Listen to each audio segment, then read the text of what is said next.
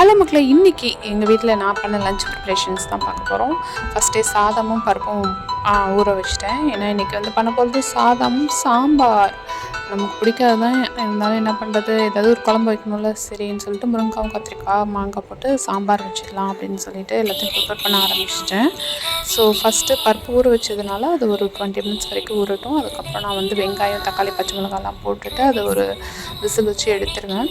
அதுக்கப்புறம் தான் சாம்பாரில் அதை வந்து ஆட் பண்ணுவேன். ஸோ அதே மாதிரி எப்போதும் பண்ணுற மாதிரியே பண்ணிவிட்டேன். ஃபஸ்ட்டு சாம்பார் வைக்கலாம்னு சொல்லிட்டு இதில் வந்து நான் ஒரு லேட்டஸ்ட்டாக ஒரு யூடியூப்பில் வந்து ஒரு ட்ரெண்ட் பார்த்தேன். அதாவது சாம்பார் வைக்கும்போது ஒரு சில்வர் ஸ்பூன் போட்டோம்னா அது வந்து மேலே பொங்கி வராது அப்படின்னு சொல்லிட்டு நிறைய தடவை ட்ரை பண்ணேன். ஒரு சில டைம் ஒர்க் ஆகிருக்கு. ஸோ இன்றைக்கி ட்ரை பண்ணி பார்க்கலான்னு இன்றைக்கி அதுவும் போட்டுட்டேன். சைட் பை சைடு அது முடிஞ்சோடனே சாதம் வச்சாச்சு, முட்டையும் வச்சாச்சு, தொக்குக்கு ஒரு கடாய் வச்சாச்சு, குழம்புக்கு ஒரு கடாய் வச்சாச்சு. ஏன்னா முட்டை தொக்கு பண்ண போகிறோம். ஸோ அதனால் அதுக்கு சைட் பை சைடு எல்லா வேலையும் முடிச்சிட்டோன்னா அதுக்கப்புறமா ஃப்ரீயாக இருக்கலாம். ஏன்னா அடிக்கடி கிச்சனுக்கு வர வேண்டிய இருக்குல்ல. பாருங்கள், இங்கே பாருங்கள் ட்ரிப் எப்படி இருக்குன்னு. சூப்பராக இருந்தது. ஒரு சொட்டு கூட வெளியில் வரவே இல்லை அந்த தால். ஸோ அதுலேயே எல்லாமே தங்கிடுச்சு. ஃபைனலாக சாதம் சாம்பார் சூப்பராக இருந்தது. சாம்பார் நிஜமாக. அதுக்கப்புறமா முட்டை தொக்கு, அது எனக்கு அவ்வளோவா இஷ்டம் இல்லாதனால நான் வந்து முட்டை ஆம்லேட் போட்டுக்கிட்டேன். எனக்கு முட்டை தொக்கு வந்து மற்றவங்களுக்கு வச்சாச்சு.